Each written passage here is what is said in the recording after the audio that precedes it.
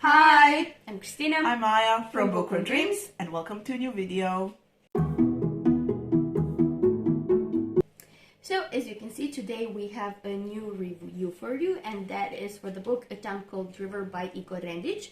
So, we have to disclose that we were sent an arc of this book by the publisher Striga. We will put their link down below so you can check them out. So, yeah, it was exciting to get our first arc ever, and by creation author at that. So, that was really cool. And yeah, I think we just better start with reviewing the book. Alright, so this book is actually written in English, and in it we follow Paul, who goes back to his hometown Rijeka to deal with his grandmother's death. So he goes back to sort of deal with the estate and everything that happens after a person dies. And then he discovers that his grandmother was a karsnik, which is a protector of people against the supernatural, and he finds that out when he actually inherits her powers, and then from then on he basically deals with everything, and then the story develops from then on. Yes. All right. So, did you like this book? Yes, I did. I did too. It was fun. Yes. So first off, I have to say, the beginning was a bit slow, but roughly around the 50% mark, it really gets exciting and fast-paced, and just so many things happen. But I think it's purposefully done, because as you will see when we talk about the characters, we have to have a lot of character development to understand Paul as a character. So I got that. So, yeah, definitely liked it. One thing I will say, I think as a translator, I had problems because of my work. Because there's parts of the book where you have creation and then it's translated into English. And this is not me saying it was badly translated, gosh, no. Because the author is actually a translator as well. Yeah. Yes, as well as a writer. So it's not that. I think just as a person who deals with language on a daily basis, it just felt, I was pulled out a bit of the, out of the story. Yes, because I was just looking, okay, so this is creation, how would I translate it? And I was it's just such a work thing.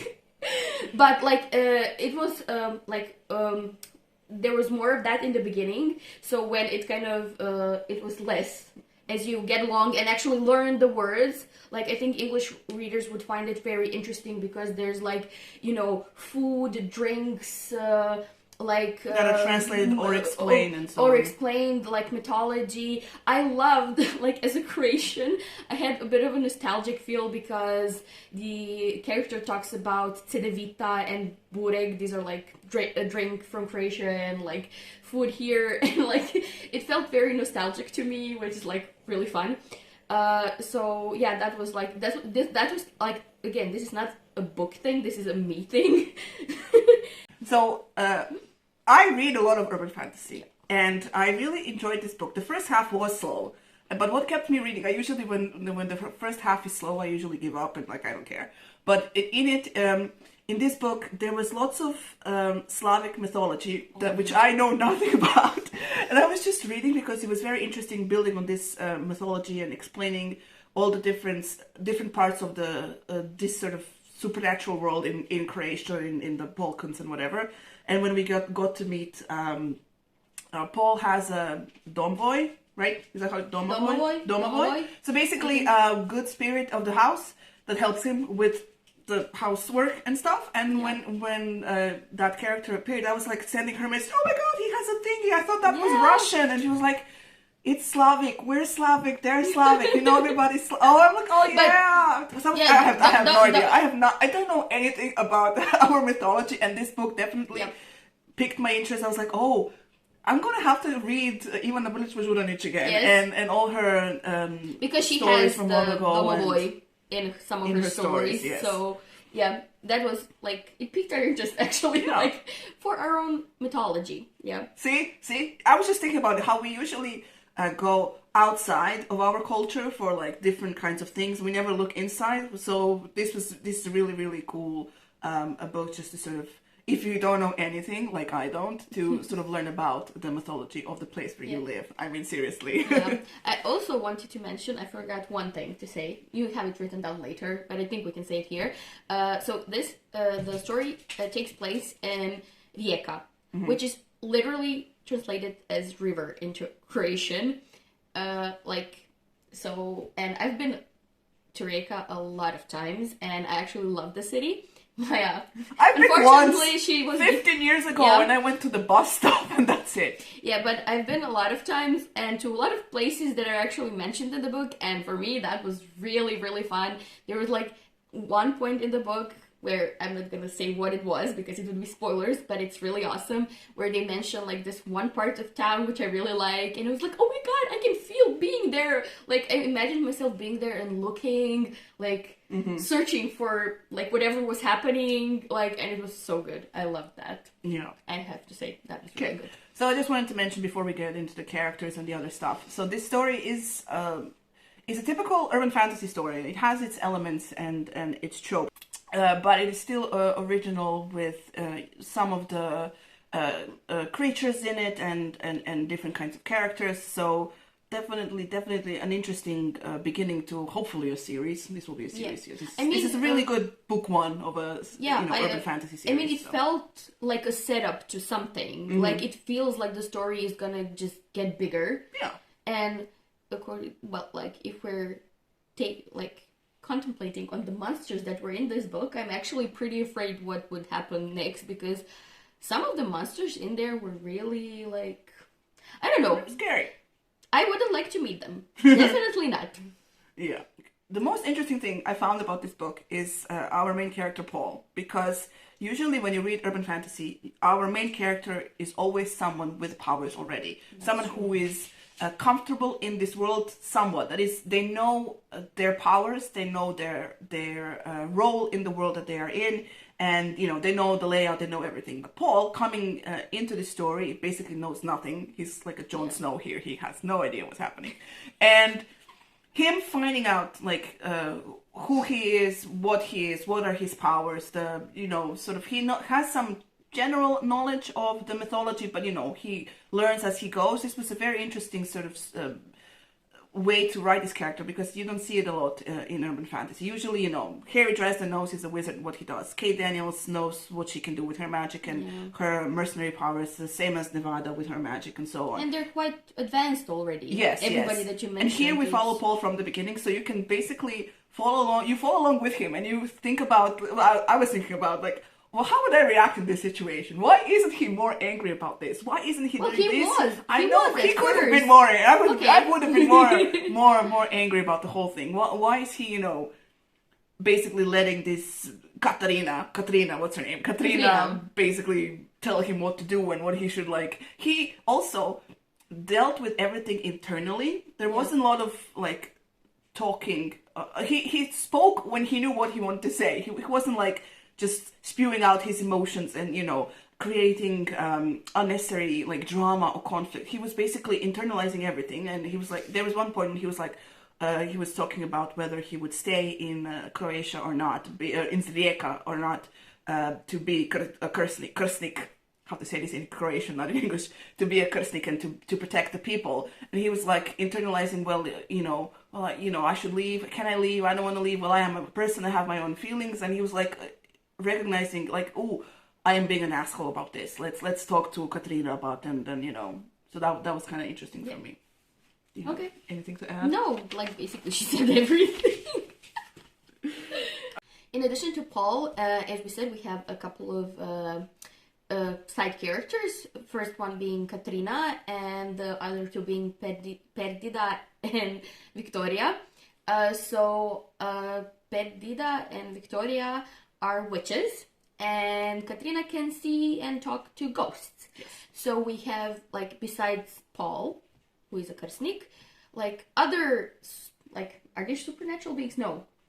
What do you call people with powers? People with powers. In the supernatural world, I guess. Yes. Yes, we also meet a couple of other characters which are different, have different powers and so on. Yes, and our bad guys are, one bad guy that we meet in the end, he's a supernatural creature, right? Yes. So we, in addition to having like people with powers, like similar to Paul, we also have a lot of supernatural beings, like dream-like things. That was also like interesting. And as we said, we have the Domovoi named Bowie. That was my first chuckle of the book when he was Yeah. like, because that was the first swear word in the book, and I always like when people swear in books, and it always makes me giggle. And it was like, And I actually liked Bowie. He was really fun. I think we actually forgot to mention, at least for me, there was a lot of humor in the book, despite being like actually really serious because a lot of bad things are happening. There were like just times where it was just like so like I felt what you said about Paul, that he was relatable. Like when he goes out and gets drunk, like you would do that like as a 30-something if you were like, you know, faced with like something really extremely like extreme happening in your life. You wouldn't like in other fantasies be like, oh, I'm the chosen one and let's go. You would be like, I really need to get drunk right now. And that was like so much, like so relatable and so fun. So like, and there was like a lot of humor. So that's what I really liked about the last third of the book. It was very fast paced and it was very exciting. And I felt like Paul sort of got into this main character in an urban fantasy trope where they're all snarky and defiant of the bad guy. I think that was when I was like, oh yeah, I'm totally in this, and I'm definitely going to continue reading this story, just because in that last third of the book he sort of fell into that sort of main character trope that I really enjoy in urban fantasy. You know, I was like throughout the first half like, well, he's not snarky, he's not cracking jokes, there's no sarcasm, but then in the last third he was like sort of I guess accepted his role and basically just kind of went with it, and you know, it was really fun. The last third I really enjoyed it. Yeah. Okay. All right. So would you continue with the story, with the books if they Oh, come definitely. I really want to know because as I said, it felt like a setup. It was an interesting setup, and I would like to see where the author will take this. Like I really think it's going to be interesting. Yeah.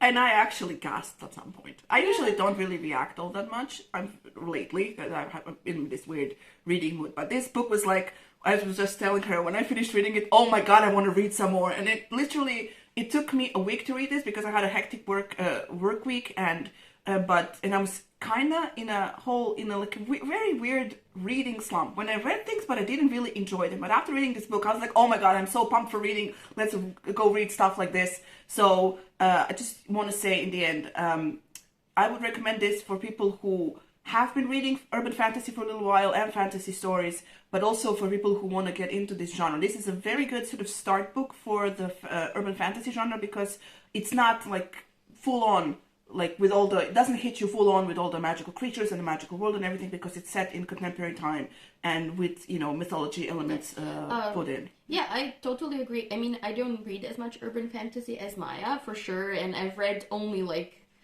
basically Lona Andrews.